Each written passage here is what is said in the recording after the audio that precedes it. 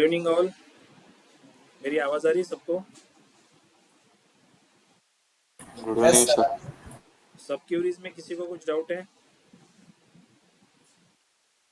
सब क्यूरीज हमने देखा था राइट लास्ट लेक्चर में। सर ज्वाइन का फिर से लीजिए ना। ठीक है, बट बेसिक सब क्यूरी क्या है ये समझ में आया? क्यूरी इन क्यूरी होता है बेसिकली, राइट? और सब क्यूरी में जो अंदर की जो क्यूरी होती है वो रन पहले होती है and then outside query run होती है।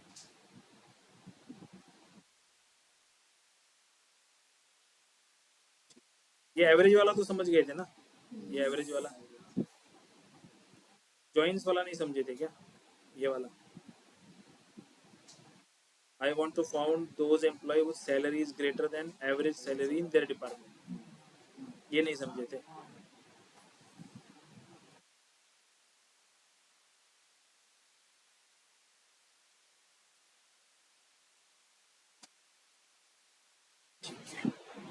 Let me open this Excel.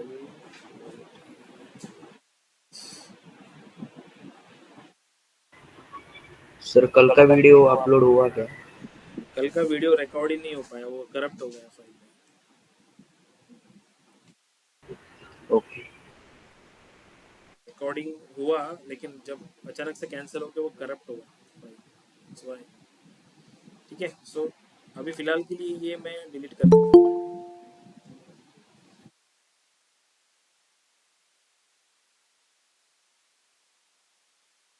अभी हमारा जो फाइनल आउटकम है, हमें क्या चाहिए?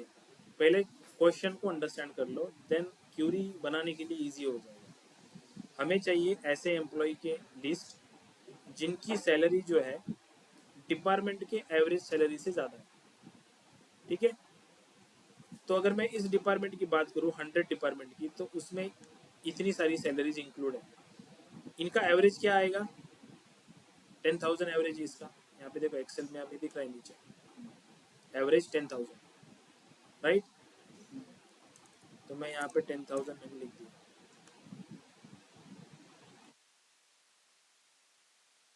200 डिपार्टमेंट के लिए एवरेज कितना आएगा? इनका एवरेज आएगा, राइट? जितनी सैलरीज 200 डिपार्टमेंट में है उन सभी सैलरीज का एवरेज आएगा, जो मुझे है 9,500।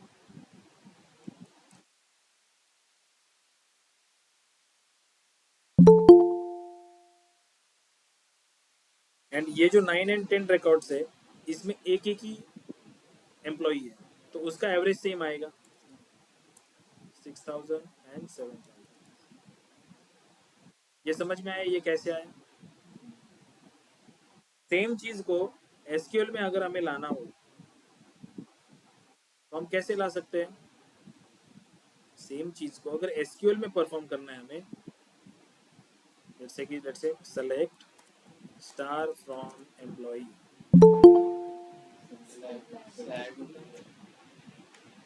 लैग हो रहा है क्या?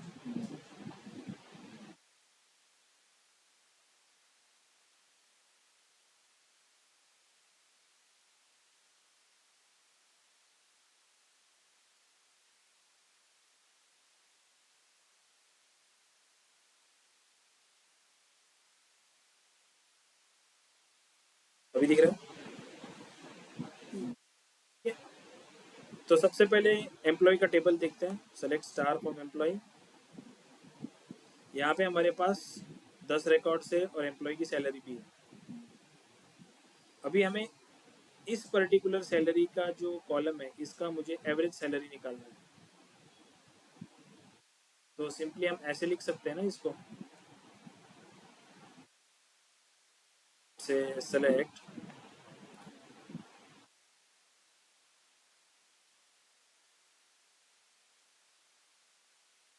Department ID,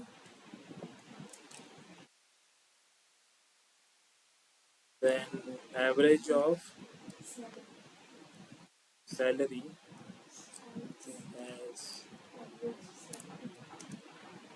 average salary from this employee.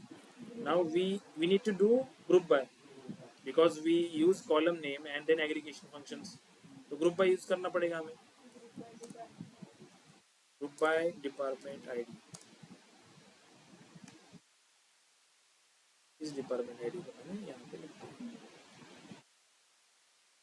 इसको मैंने परफॉर्म किया। तो ये जो डिपार्टमेंट वाइज उसकी एवरेज सैलरी, ये मतलब यही हुआ ना जो हमने कैलकुलेट किया था कि 100 की एवरेज सैलरी कितनी है, 200 डिपार्टमेंट आईडी की एवरेज सैलरी कितनी है, 300 and 500 accordingly. Now if I consider this, ये जो आउटपुट में मुझे मिला, ये एक टेबल मिला है। अगर मुझे ऐसे आउटपुट चाहिए कि हर एक रो के आगे ये मुझे दिखना चाहिए यहाँ पे, तभी तो मैं साइड बाय साइड कंपेयर कर सकता हूँ ना कि ये 10,000 एंड ये जो वैल्यू है ये ग्रेटर देन है और इक्वल टू है। मतलब एम्प्लॉय का जो टेबल है, उस एम्प्लॉय के टेबल में मुझे ये जो वैल्यू है, जैसे कि सेलेक्ट स्टार फ्रॉम एम्प्लॉय, ये जो हमारा टेबल है, if I run those two queries, ये मेरा फर्स्ट टेबल हुआ लेफ्ट टेबल एंड ये मेरा राइट टेबल हुआ। तो अगर मुझे हर एक रो के सामने ये एवरेज सैलरी यहाँ पे लिखनी होगी तो इन दो टेबल्स को ज्वाइन करना पड़ेगा on the basis of department ID. इसीलिए मैं क्या कर रहा हूँ यहाँ पे इनर ज्वाइन मेंशन कर रहा हूँ। इनर ज्वाइन एम्प्लॉय टेबल को ज्वाइन कर रहा हूँ इस टेबल से, इसको मैं एलियास दे रहा हूँ ई एम्प्लॉय टेबल को। ये जो टेबल है इस टेबल को मैं यहाँ पे ब्रैकेट में डाल रहा हूँ, इसको एलियास दे रहा हूँ ए। तो जब मैं ज्वाइन करता हूँ तो मुझे ऑन कंडीशन भी देनी पड़ेगी, किस कॉलम के बेसिस पे ज्वाइन कर रहा हूँ दो टेबल्स को। तो on E dot department ID is equal to A dot department ID. ठीक है। नाउ नेक्स्ट पार्ट इज मुझे कितने कॉलम आउटपुट में देखने हैं। मुझे एम्प्लॉय टेबल के सारे कॉलम चाहिए, तो मैं यहाँ पे लिखता हूँ ई डॉट स्टार, और ये जो सब क्वेरी था ये वाला, ये रन करने के बाद मतलब नीचे वाला जो आउटपुट है इसमें से मुझे एवरेज सैलरी चाहिए। डिपार्टमेंट आईडी की जरूरत नहीं क्योंकि we already have this department ID in this column. तो यहाँ पे मैं लिखता हूँ A dot average salary. If I run this, मुझे एक टेबल मिलेगा जो मुझे एवरेज सैलरी देगा हर एक एम्प्लॉय के सामने। 100 के लिए 10,000 10,000 टिल 100 डिपार्टमेंट आईडी जहां तक है वहां तक। ओके। नेक्स्ट पार्ट इज हमें बस कंपेयर करना है कि ये salary is greater than this salary or not, right. So where clause कहां पे लगाएंगे हम? वेयर क्लॉज लगा सकते हैं हैविंग क्लॉज, क्योंकि group by, right, group by के बाद तो हैविंग क्लॉज लगाते हैं हम। वेयर क्लॉज आएगा, ग्रुप बाय कैसे आएगा? ग्रुप बाय तो क्यूरी के अंदर है ना रे, ये क्यूरी के अंदर है ना, क्यूरी के अंदर नहीं फिल्ट्रेशन लगा रहे हम, बाहर लगा रहे हैं। ठीक है। तो E dot salary greater than ए डॉट एवरेज सैलरी। ये तीन एम्प्लॉय मुझे मिले जिनकी सैलरी एवरेज सैलरी से ज्यादा है। समझ में आया? ऑनलाइन स्टूडेंट अभी समझ में आया?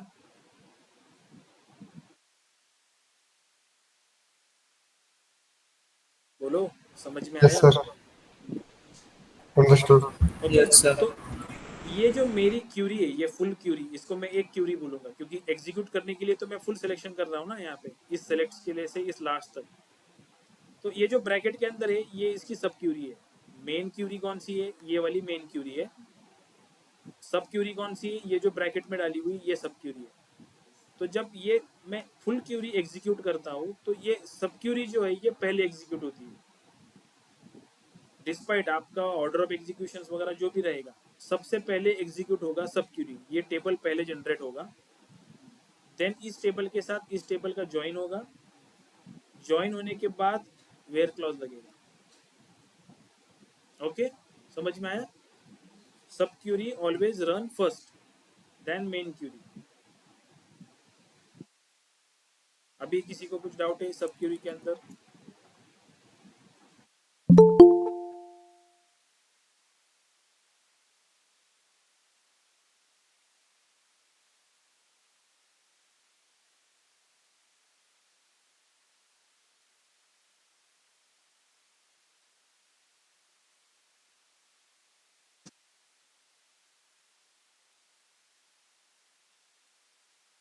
ठीक है। सब क्यूरी का और एक एग्जांपल है, जैसे यहाँ पे for example want employee details whose department is null. अभी लेट्स से फॉर एग्जांपल हमारे पास दो टेबल है, select star from employ. Employ का एक टेबल है, डिपार्टमेंट का एक टेबल है, right. Select star from department. इन दो टेबल्स को अगर मैंने रन किया तो मुझे ऐसे एम्प्लॉय चाहिए। I want those employee whose department is null. तो आपको क्या लगता है कि कितने एम्प्लॉय जिनका डिपार्टमेंट नल है? 0. Zero employee. ओके। ऐसा कोई एम्प्लॉय नहीं है जिसका डिपार्टमेंट नहीं है? मतलब डिपार्टमेंट का जो ये कॉलम है इसमें 500 डिपार्टमेंट है क्या? 100, 200, 300, 400 है ना। बट एम्प्लॉय के 500. टेबल में ऐसा एक एम्प्लॉय है जिसका डिपार्टमेंट जो है, अगर मैं ज्वाइंस भी करता हूँ तो उसका डिपार्टमेंट नल आएगा, क्योंकि 500 के लिए मेरे पास कोई वैल्यू नहीं है। तो मुझे ये जो 10 है, इस 10 को एज आउटपुट में चाहिए। यहाँ पे लेफ्ट ज्वाइन करेंगे तो आएगा। लेफ्ट ज्वाइन का आउटपुट क्या होता है? All the records matching records from plus unmatch records from level. तो अगर लेफ्ट ज्वाइन करते हैं अपन तो ये रिकॉर्ड्स कैसे ला सकते हैं? हमें तो 10 रिकॉर्ड मिलेंगे। फिर फिल्टरिंग कर सकते हैं क्या? तुम लोग बताओ मुझे, तुम लोग बताओ मुझे कि कैसे कर सकते हैं इसको। फिल्टरिंग कर सकते हैं क्या? मतलब ऐसे लेट से यहाँ पे मैंने लिखा लेफ्ट ज्वाइन, ओके। इसको मैंने निकाल दिया।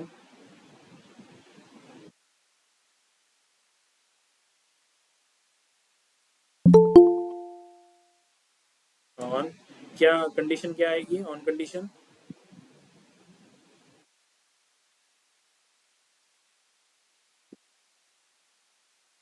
ऑन कंडीशन क्या आएगी? किस कॉलम के बेसिस पे आप कनेक्ट कर रहे हो दो टेबल्स में? डिपार्टमेंट है। Department ID. लेट से इसको मैं ई दे रहा हूँ, इसको मैं दे रहा हूँ D. On E dot department department ID. ID is equal to D dot department ID. इस क्यूरी को अगर मैं परफॉर्म करता हूँ तो ये आउटपुट मिलता है मुझे 10 records. Now how I can filter this? ये फिल्ट्रेशन में कैसे अप्लाई करूँ? यहाँ पे कहाँ पे कर सकता हूँ?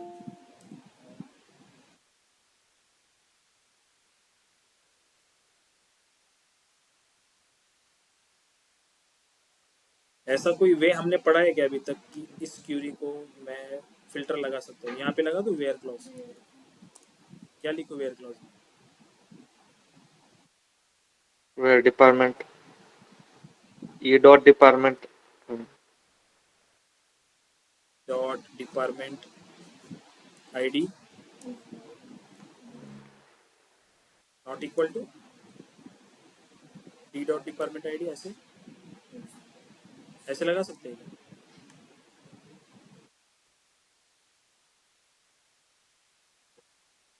ये तो ब्लैंक दे रहा है। D dot Group by department ID and then having but group department. By के लिए आपने एग्रीगेशन कहाँ यूज किया है? यहाँ पे इस क्यूरी में आपने कोई एग्रीगेशन यूज किया है? सम, मैक्स, मीन, काउंट वगैरह ऐसे कुछ किया है क्या यूज? कुछ नहीं किया है ना। तो आप ग्रुप बाय हैविंग क्लॉज कैसे लगा सकते हो? तो इसको हम ऐसे रन कर सकते हैं। जैसे इस सब क्यूरीज के बाद जो टॉपिक आने वाला है सीटीज करके जो है, उससे ये आप जो वे आउट बता रहे थे कि हम ज्वाइंट्स कर सकते हैं एंड देन ज्वाइंट्स के ऊपर जो टेबल बन के आ रहा है उस टेबल पे फिल्टर लगा सकते हैं, तो वैसे सीटीज में पॉसिबल है करना, सब क्यूरीज में वैसे नहीं करना पॉसिबल है। अभी के लिए सिनेरियो जितना हमने अभी तक पढ़ा है उस केस में वैसे नहीं फिल्टर आउट कर सकते हैं।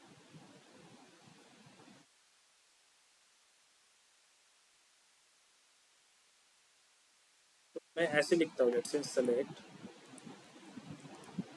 स्टार फ्रॉम एम्प्लॉय where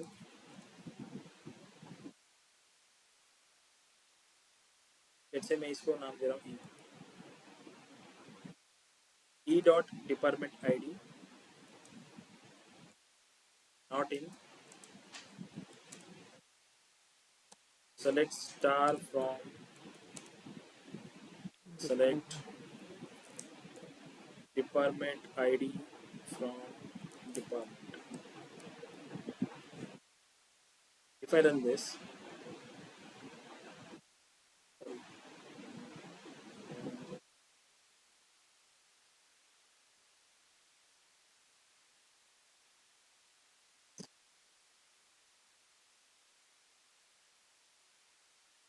उल्टा हो सकता है ना, डी डॉट, क्योंकि हमें तो डिपार्टमेंट में से where department id not in, it should be working. I don't know. नाही नाही, आपण डिपार्टमेंट मध्ये शोधणार ना sir, employee ID. That's why we searching in the department. This particular query हमें ये spell बराबर है? Sir, department name. एक मिनट मुझे टेबल देखने देता है. Let's start from department.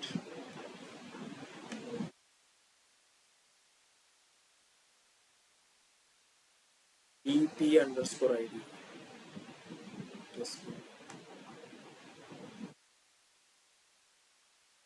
ये मुझे 10th रिकॉर्ड मिलेगा. तो बेसिकली ये जो क्यूरी है, दिस एक्ट एज अ सब क्यूरी. हमें पता है कि जो इन क्लॉज है हमारा, उस इन क्लॉज में हम मल्टीपल वैल्यूज रख सकते हैं ना. तो मैं इस इंटरनल क्यूरी को अगर रन करता हूँ तो ये इंटरनल क्यूरी मुझे डिपार्टमेंट आईडी देती है डिपार्टमेंट के टेबल से 100, 200, 300, 400. तो बस मैं लॉजिक लगा रहा हूँ कि मुझे ऐसे एम्प्लॉय दो जो एम्प्लॉय का जो डिपार्टमेंट का आईडी का कॉलम है, उस कॉलम के जो डिपार्टमेंट आईडी है वो कौन से ऐसे है जो इसमें प्रेजेंट नहीं है. इसमें 500 नहीं है, दैट्स व्हाई वो फिल्टर होके यहाँ पे मुझे 500 के लिए आउटपुट दे रहा है. ऐसे एम्प्लॉई जिनका डिपार्टमेंट नल हो, तो मैं डिपार्टमेंट का जो टेबल है उसका जो डिपार्टमेंट आईडी का कॉलम है उसको मैं नॉट इन क्लॉज में ऐसे यूज कर सकता हूँ.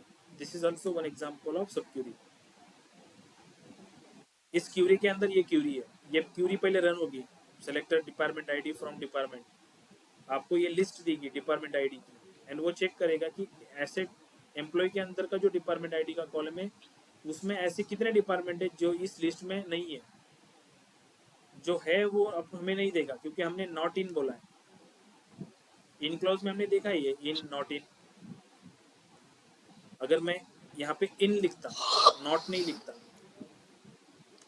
तो मुझे कितने रिकॉर्ड देता? 9 रिकॉर्ड देता. क्योंकि सारे ये जो डिपार्टमेंट आईडी 100, 200, 300 एंड 400 ये अवेलेबल है वहाँ पे. 500 अवेलेबल नहीं है, इसलिए मैं यहाँ पे लिखता हूँ नॉट इन.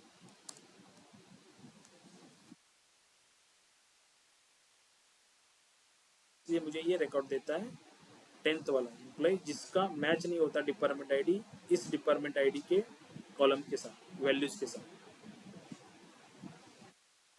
आया समझ में? Yes sir. सुशांत को माइक ऑफ करने को बोलो, डिस्टर्ब हो रहा है. सुशांत एक है यहाँ पे. अच्छा, सुशांत माइक ऑफ हाँ, कर दो.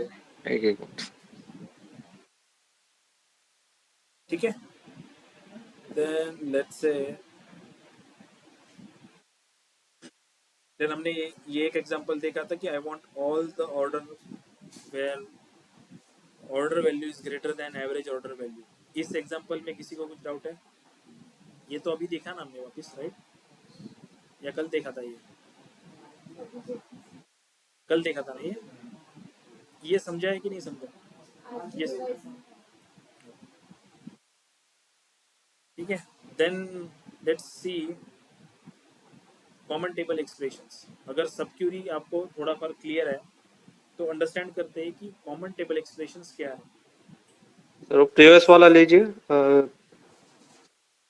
प्रीवियस वाला हाँ ये ये वाला वाला। हाँ ये बताया ना।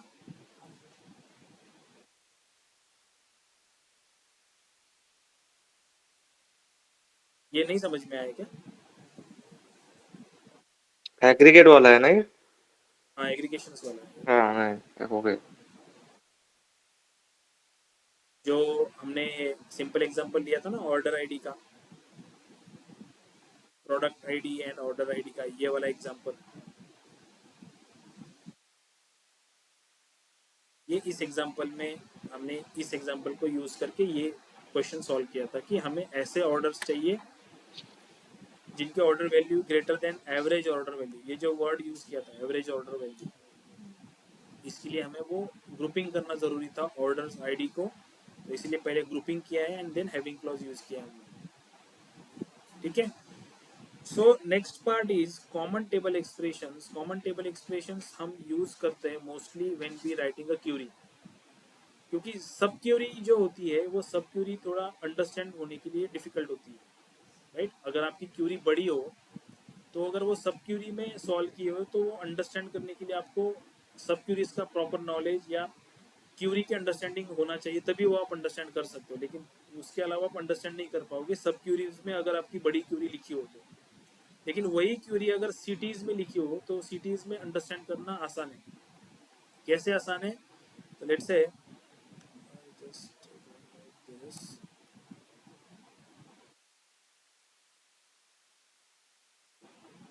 ठीक है।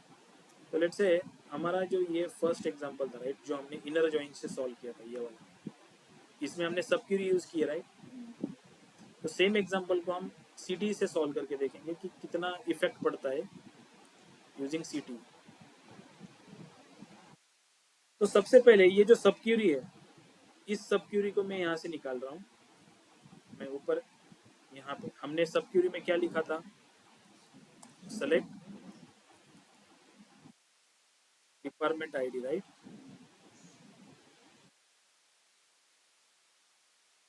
कॉपी दिस सब क्यूरी,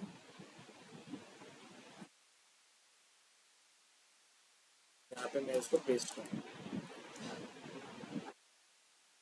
नाउ इसका एक्सप्रेशन होता है, इसका सिंटैक्स होता है सिटीज क्रिएशन का कि विथ से स्टार्ट होता है, then common table expression, city का नाम आप देते हो, जैसे मैं इसको नाम दे रहा हूँ सिटी 1, उसके बाद आए एज, एंड देन इस सिटी को आप ब्रैकेट में डाल देते हो। ठीक है। नाउ अगर इसको रन करना रहेगा तो आप ऐसे रन कर सकते हो। मैं इसको एग्जीक्यूट किया, ऐसे रन नहीं होगा। इसको रन करने के लिए मुझे ऐसे करना पड़ेगा, select star from city 1, then full execution करना पड़ेगा यहाँ से लेके यहाँ, देन मुझे वो आउटपुट देगा।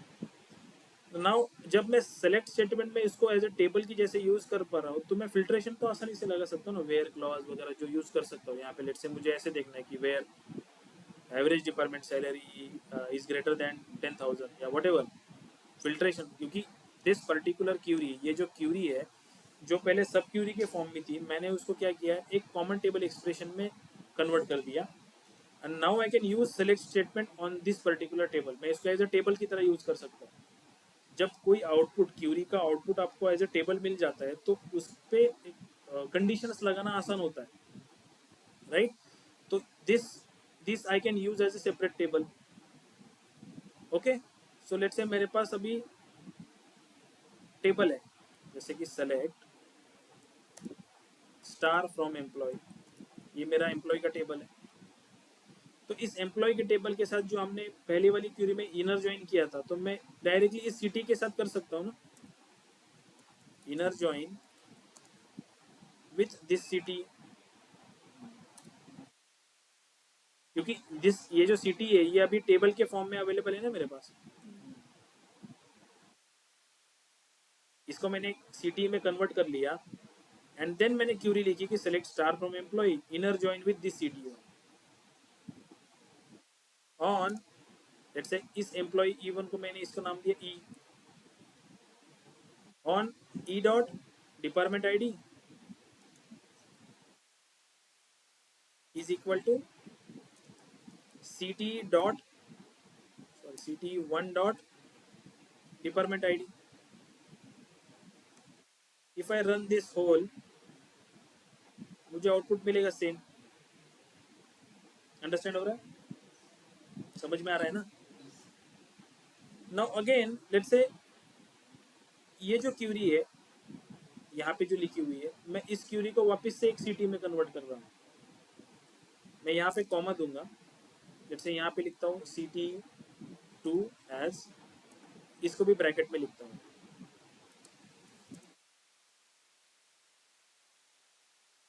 एंड यहाँ पे मैं लिखता हूँ कि सेलेक्ट स्टार फ्रॉम CT2.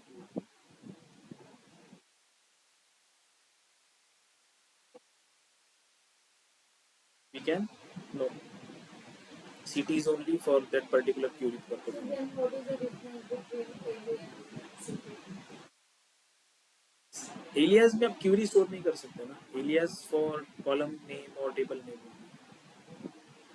बस नाम है. So inner join में जो हम थोड़ी सब weights हैं, so उस वो जब क्यूरी परफॉर्म होती है ना, तो सब क्यूरी के बाहर जो आप उसको एज अ टेबल कंसिडर कर रहे हो, तो उस टेबल को कुछ नाम देना पड़ेगा ना, तभी वो कंसिडर करेगा टेबल उस सब क्यूरी को. इसलिए वो एलियास देना पड़ता है क्यूरीज के अंदर. वैसे यहाँ पे भी तो हम kind of वैसे ही कर रहे हैं ना sir.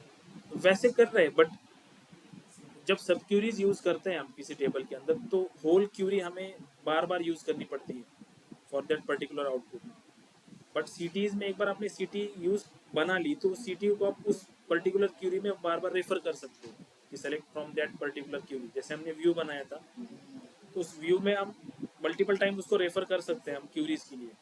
तो लाइक दिस वे सब क्यूरीज जो है आपकी क्यूरी को बड़ा बना देती है, बट सीटीज उसको कॉन्ट्रैक्ट कर देती है, क्योंकि आपके पास ऑलरेडी वो क्यूरी आपने मेंशन करके रखी किसी सीटी के फॉर्म में.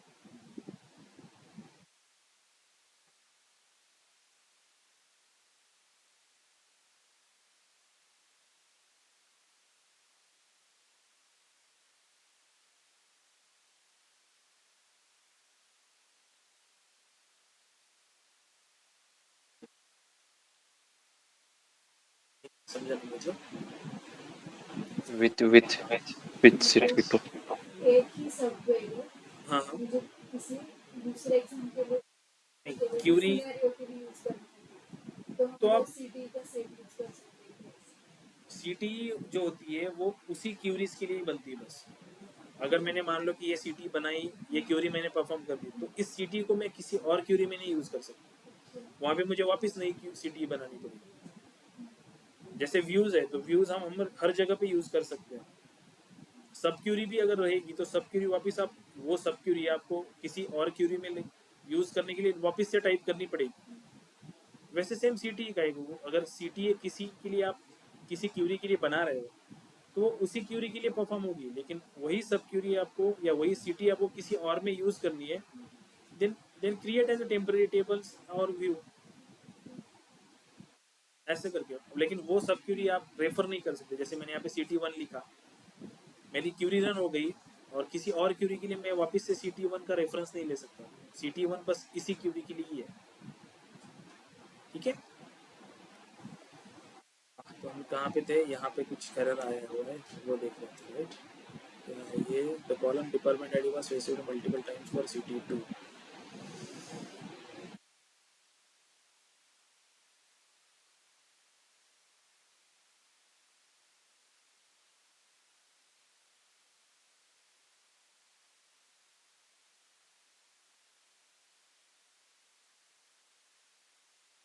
DEP है ना, डिपार्टमेंट पूरा नहीं है. DEP underscore ID. यस, ये वाला ना.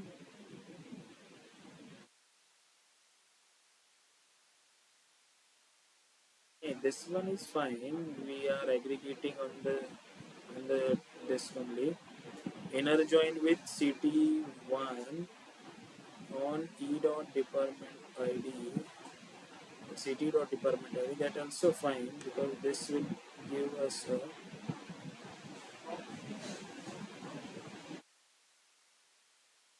somewhere we mentioned something else, that's why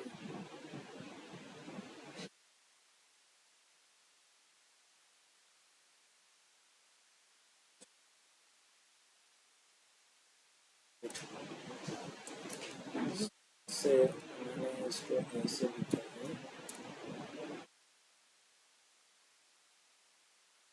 यहाँ तक क्लियर है राइट, यहाँ तक कुछ इश्यू नहीं है, क्यूरी रन हो रही है। नाउ आई कैन ऐसे लगा सकता हूँ कि where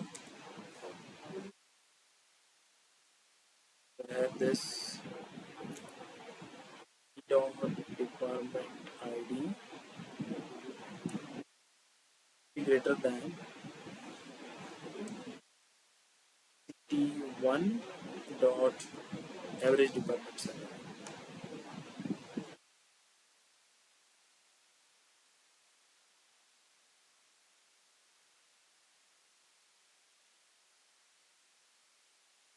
Why it is not giving me result? Dot department ID where CT1 dot department ID where E dot department ID is greater than CT dot department.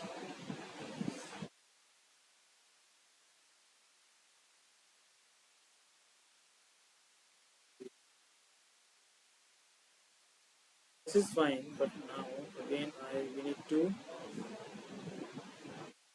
just need to filtration. So E dot department ID.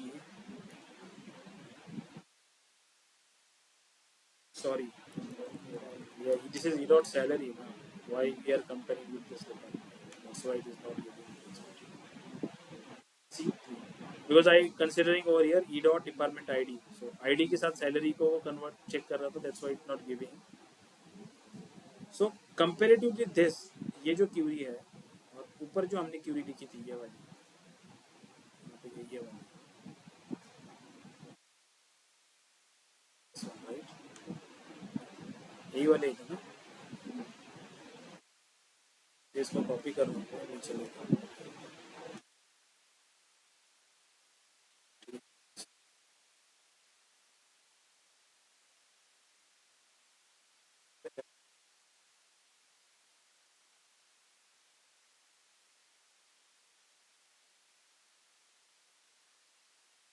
से यहाँ पर लगा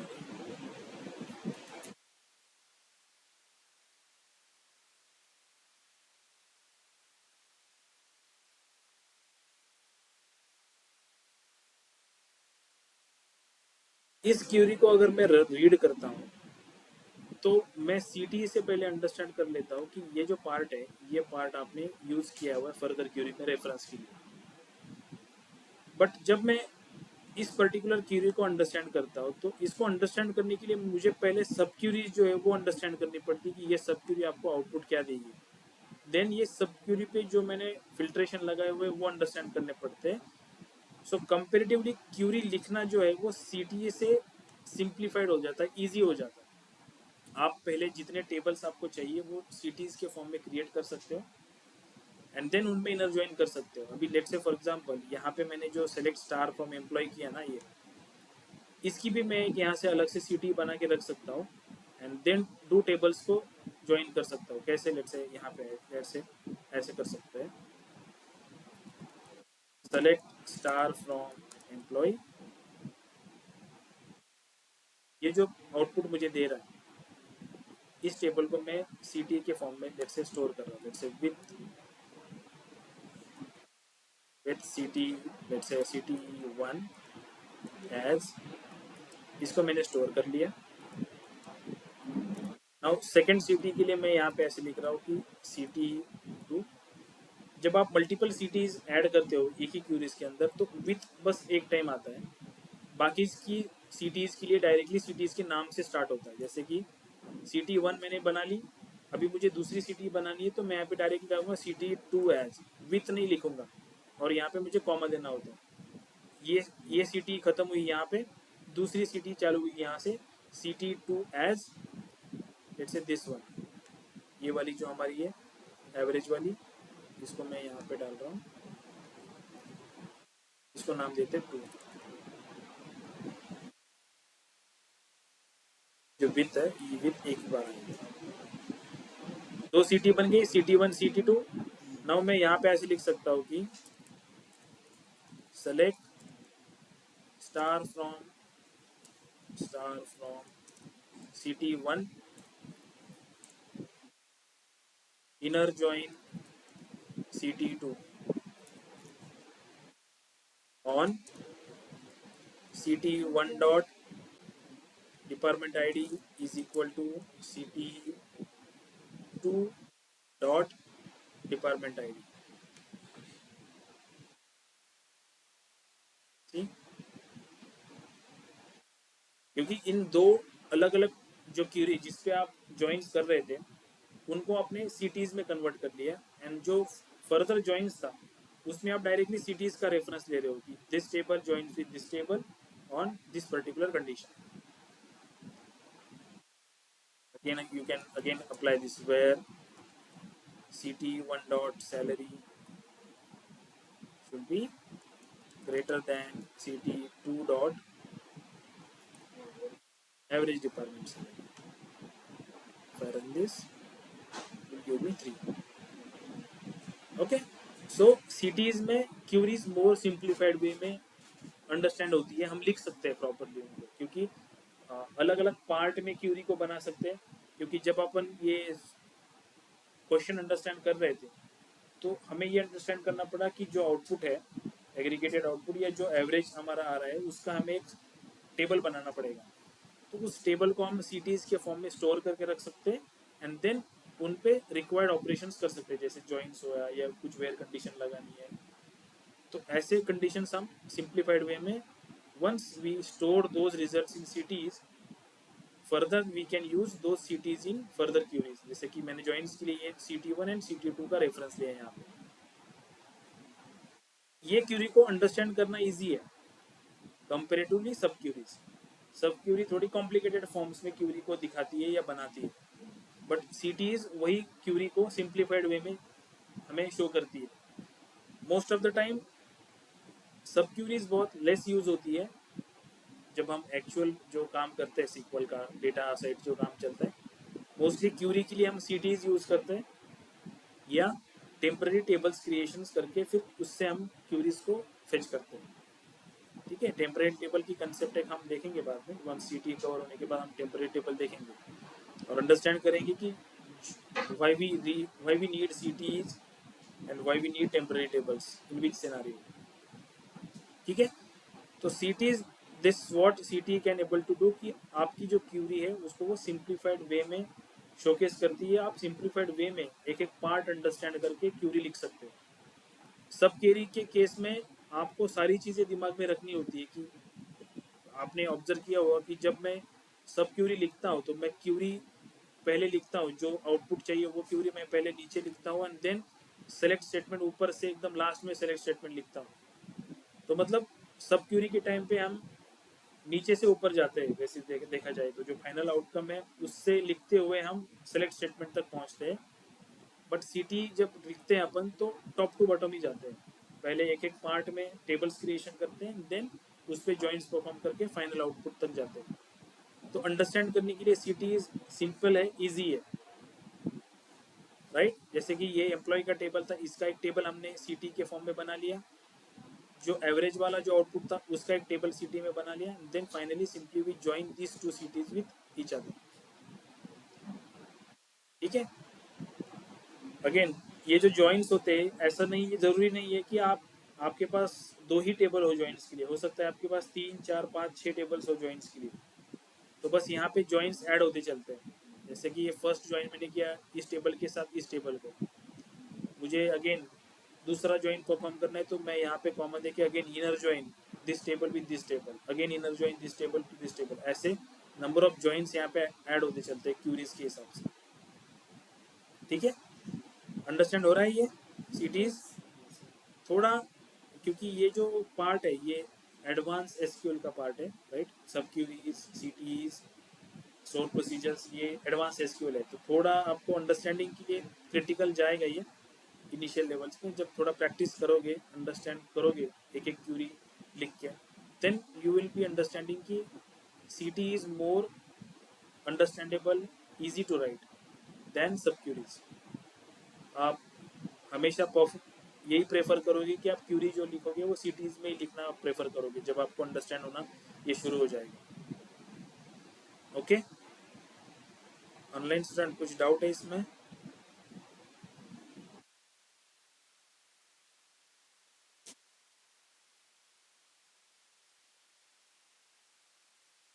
cities में कुछ doubt है क्या?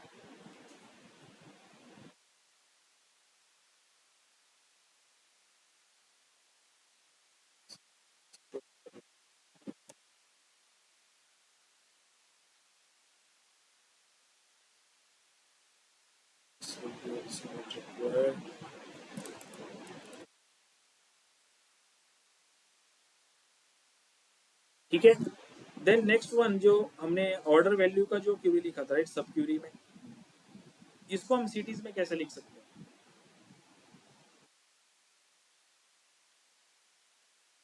से ये वाला था, राइट, वो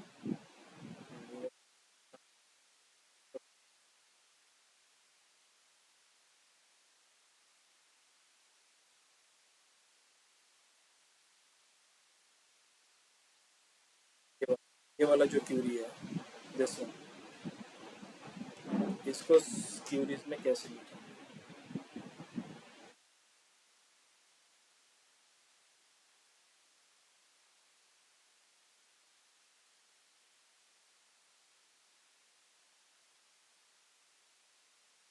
ये वाली जो क्यूरी थी जिसमें सबसे पहले हमने क्या फाइंड आउट किया था?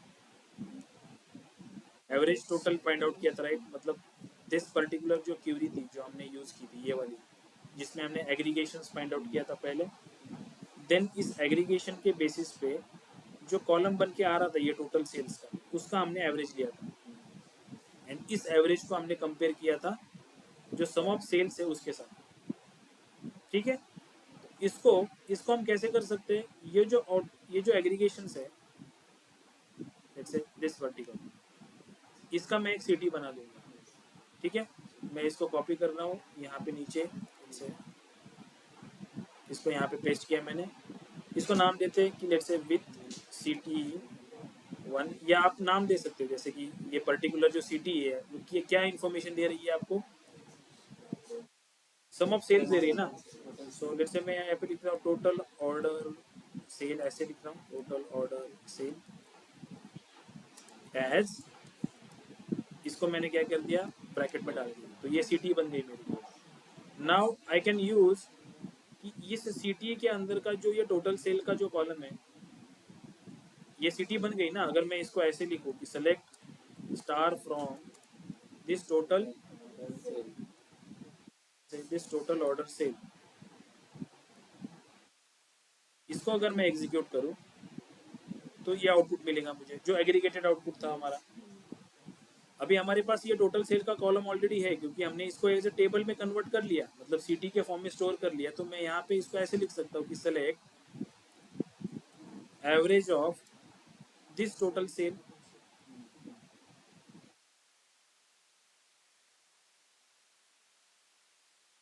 फ्रॉम दिस सीटी, तो मुझे ये 458 मिल रहा है। समझ रहा है अभी?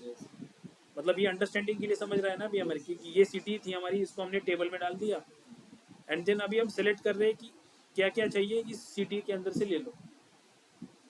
ठीक है, नाउ नेक्स्ट टास्क क्या था हमारा कि जो टोटल ऑर्डर्स थी उस ऑर्डर में ऐसी ऑर्डर्स फाइंड आउट करनी थी जिनकी सेल की वैल्यू इस एवरेज सेल से ज़्यादा थी। ऐसी ऑर्डर्स फाइंड आउट करनी थी जिनका टोटल सेल उनकी एवरेज ऑर्डर सेल से ज़्यादा था। यही फाइंड आउट किया था ना हमने, कि नहीं? यही फाइंड आउट किया था ना कि ऐसे ऑर्डर्स फाइंड आउट करने थे जिनका टोटल सेल जो था, मतलब इन शॉर्ट ये जो क्यूरी रन हो रही थी ये वाली, इसका जो ये टोटल सेल्स कैलकुलेट होके आ रहा है, let me again let's it, मैंने इसको एग्जीक्यूट किया तो ये जो टोटल सेल रन होके आ रहा है तो मुझे ऐसे ऑर्डर आईडी फाइंड करने थे जिनकी टोटल सेल की वैल्यू इस एवरेज टोटल सेल से ज़्यादा हो। ये फाइनल आउटपुट हमने हैविंग क्लॉज लगा के उस पर ग्रुपिंग करके हैविंग क्लॉज लगाया था। याद है क्या सबको? ये नहीं याद है? अरे ये एग्जांपल, ये वाला एवरेज ऑर्डर सेल्स वैल्यू मुझे फाइंड आउट करनी होती, तो मुझे पहले ये इस आउटकम तक आना था। इसलिए हमने क्या किया था, ग्रुपिंग किया था एंड देन इस सेल्स वाले को एवरेज किया था 600 लाने के लिए। तो सेम वे तो हम यहीं पे कर रहे हैं ना। पहले तो हमने ग्रुपिंग किया, ये select order ID sum of sales total sales from order where group by order ID. तो ये आउटपुट मुझे मिला, मतलब ये मिला, ये वाला टेबल मिला।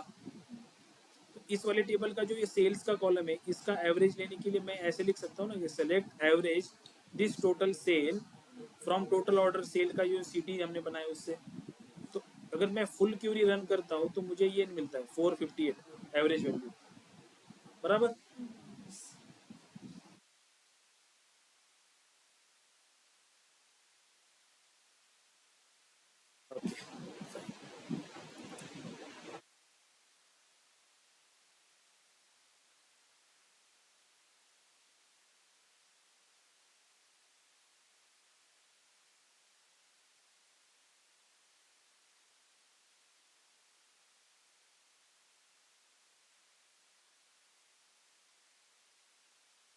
तो इसको ऐसे लिखते हैं फिर, ठीक है। मैं लिख सकता हूँ सेलेक्ट, मुझे चाहिए ऑर्डर आईडी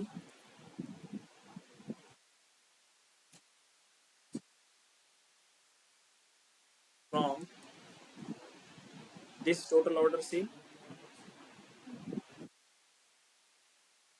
ठीक है, वेयर इस पे फिल्ट्रेशन है टोटल सेल के ऊपर, राइट। दिस टोटल सेल, ये total sale should be greater than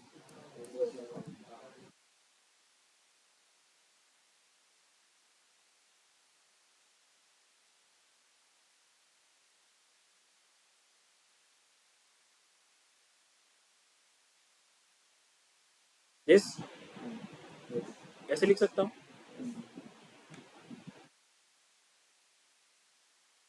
तो वो ऑर्डर आईडी मिलेंगे जो जिनकी एवरेज टोटल सेल जो है ये 458 जो वैल्यू मिल रही है हमें उससे ज़्यादा है।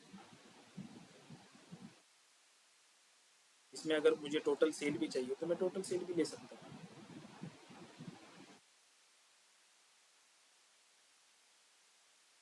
ऐसे वैल्यूज जिनकी एवरेज ऑर्डर वैल्यू जो है 458 उससे ज़्यादा टोटल सेल है।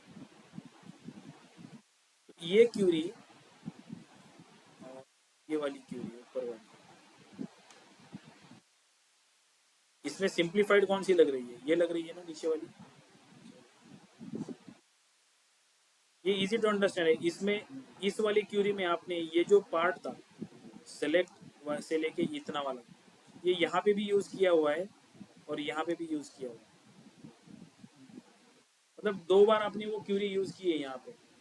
वही थिंग हमने यहाँ पे एक ही बार यूज किया। हमने बस एक बार उसको सिटीज में कन्वर्ट कर लिया एंड देन इस टेबल के ऊपर बस फिल्ट्रेशन लगाए वेयर क्लॉज। ये जो ऑर्डर आईडी का जो ये टेबल ग्रुपिंग का टेबल बन के आया था, हमने बस उस पर वेयर क्लॉज लगाया कि ये टोटल सेल का जो कॉलम है इसमें इसकी वैल्यू इसी टोटल सेल का जो एवरेज का वैल्यू रहेगा उससे कम होना चाहिए। ये जो टेबल था ये वाला, ये रन क्या करेगा, 458 समथिंग कुछ वैल्यू रन करता है। ये 458,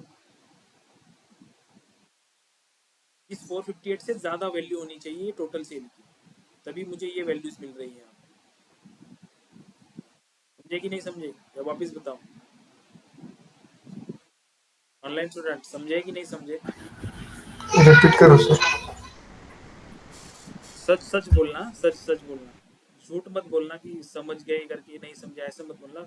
अगर रिपीट करना है तो रिपीट करेंगे। अभी किसी ने तो भी बोला रिपीट करो तो रिपीट करते हैं, अंडरस्टैंड करते हैं वापस, ठीक है।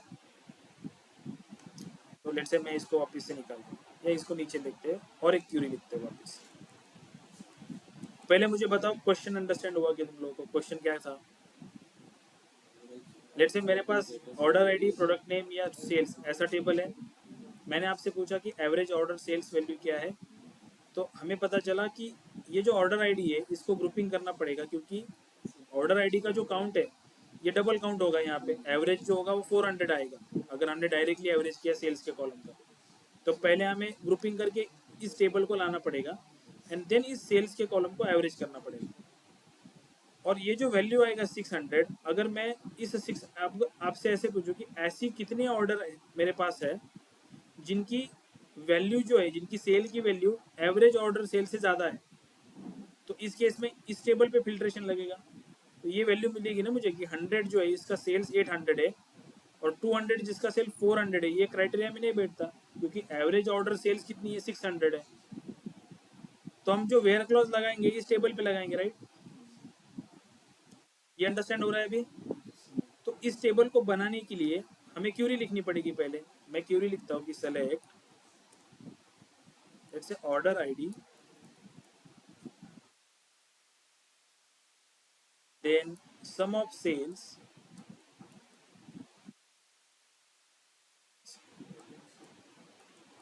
total sale from orders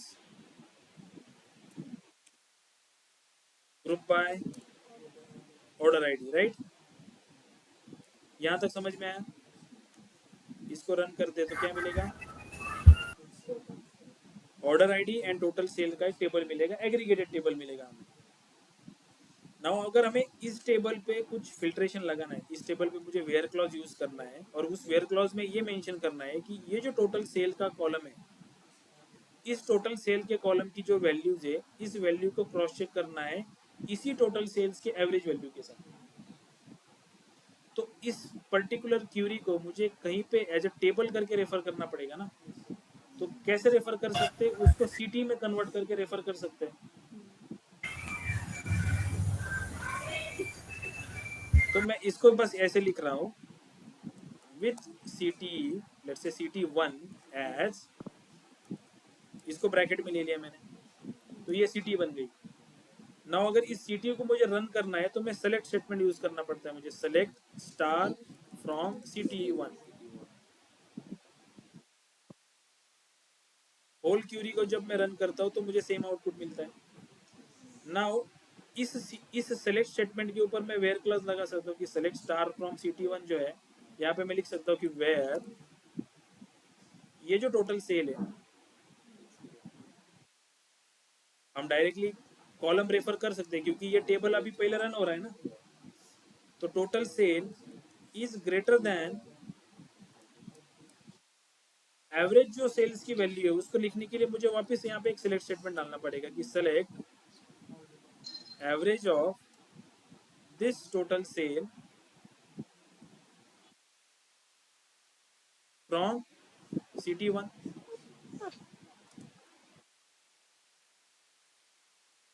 मैं इसको रन करता हूँ तो मुझे ऐसे ऑर्डर आईडी मिलेंगे जिनका टोटल सेल जो है इस कॉलम के एवरेज वैल्यू जो थी, order average order sales value उससे ज्यादा है। अभी समझ में आया? Yes sir. जब हम मल्टीपल सिटीज यूज करते हैं तो सिटीज का जो आउटपुट होता है वो भी हमें चेक कर सकते हैं। जैसे फॉर एग्जांपल ऊपर के किसी एक एग्जांपल हमने 2 टाइम सिटी यूज की, राइट? यहाँ पे 2 सिटीज हमने यूज की थी, बराबर? तो लेट्स से मुझे चेक करना है कि ये CT1 जो है सिलेक्ट स्टार पर एम्प्लॉय, इसका आउटपुट क्या है। तो मैं एक तो क्यूरी रन करके देख सकता हूँ कि इसका आउटपुट क्या है अंदर की, राइट? या इस क्यूरी को मैं ऐसे रन करके देख सकता हूँ कि इसका आउटपुट क्या है। या इंडिविजुअली अगर मुझे रन करना हो क्यूरी, बड़ी क्यूरीज है तो मुझे चेक तो यहाँ पे मैं क्या कर सकता हूँ, यहाँ पे मैं जैसे इंटर कर रहा हूँ, ये जो कॉमा है उसको निकाल के मैंने ये बस यहाँ पे लिख दिया कि सेलेक्ट स्टार फ्रॉम CT1 और इतनी ही क्यूरी मैंने रन कर दी। तो पहली वाली सीटी बस मुझे आउटपुट देगी कि पहले सीटी का आउटपुट क्या है। ये फॉर क्रॉस चेकिंग ओनली। वापस से मैं इसको लेट से कमेंट कर दिया और यहाँ पे वापस से कॉमा दे दिया। अगर अगर मुझे इस सिटी का आउटपुट चेक करना है क्या है, तो मैं यहाँ पे वापस से लिख सकता हूँ select star from CT to,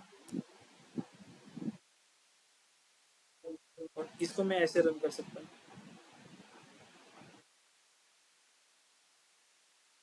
तो सिटी टू का आउटपुट मुझे मिलेगा, वापस से मैं इसको कमेंट करके रख दूंगा। तो हर एक सिटी का सेपरेटली इंडिविजुअली आउटपुट आप चेक कर सकते हो, अंडरस्टैंड कर सकते हो कि पहली सिटी आपको क्या आउटपुट दे रही है, दूसरी सिटीज क्या दे रही है, तीसरी सिटीज क्या दे रही है। देन आप अंडरस्टैंड कर सकते हो कि फाइनल क्यूरी में जो आउट लिखा है उन्होंने, जैसे उन्होंने ज्वाइंट्स किए होंगे, कुछ कंडीशंस लगाई होंगी, तो आपको अंडरस्टैंड करना सिटीज के थ्रू ईजी हो जाता है। आप अलग अलग क्यूरीज को पार्ट में कर सकते हो, डिस्ट्रीब्यूट कर सकते हो कि पहले सिटी आपको क्या आउटपुट दे रही है, सेकेंड सिटी आउटपुट क्या दे रही है। तो क्यूरी को अंडरस्टैंड करने के लिए सिटीज इजी है कंपेयर टू सब क्यूरीज। इसलिए हम ऑलवेज प्रेफर करते हैं कि हम क्यूरीज को सिटीज के फॉर्म में रखें, लिखे, ना कि सब क्यूरीज के फॉर्म में लिखें। बट सब क्यूरीज हमें पता हो कैसे लिखते हैं, इसलिए हम इसको सब क्यूरीज में भी हमने करके देखा है कि सब क्यूरीज में कैसे करते हैं, और वही क्यूरीज को हम सिटीज में कैसे कर सकते हैं। ठीक है, अंडरस्टैंड हो रहा है सिटीज?